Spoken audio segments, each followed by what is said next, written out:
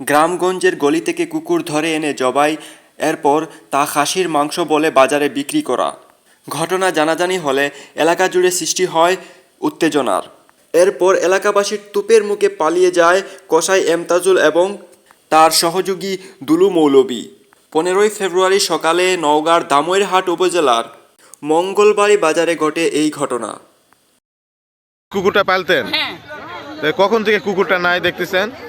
প্রায় বাজারে পড়ে থাকে তো, আবার মাঝে সাঝে বাড়ি তো আছে তো কালকে রাতে দেখতেছেন কুকুর নাই, না। আজকে এসে আপনি দেখে চিনতে পারছেন যে কিন্তু আমার বাড়ির কুত্তা।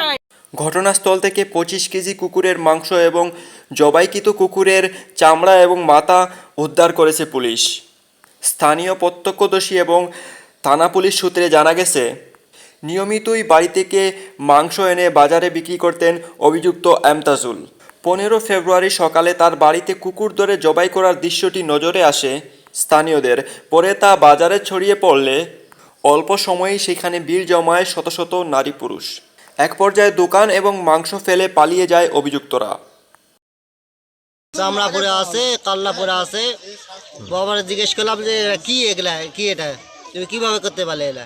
তো বাবা আমি তো যা করেছি, দুলু মলবি ছিল আমার সাথে, আমি তো একলাই ছিলাম না, আমাকে এরাই করে নিছি। এরা দুলু মলবি এরা করে নিছে, এরা জব টব করতে চলে গেছে। তো আগেতে খাসি কাটে, গরুর কাজ করে, এক দিয়ে চলে গেছে, তোরা সাইজ কর আমরা আসছি।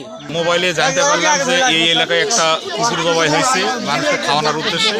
আমি সেই কথা শুনে দ্রুত ছুটে আসি, এলাকায় আসি, দেখি ঘটনা সত্য। আমি এসে সত্যতা দেখলাম যে এখানে ঠিকই কুকুর দেখা যাচ্ছে, তার মাথা দেখা যাচ্ছে এবং এখানে অনেক লোক সমাগম।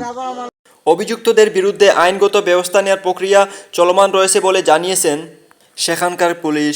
কামরুল হাসান চৌধুরী, আজকের ভিউ ইউটিউব চ্যানেল এবং ফেসবুক পেজ।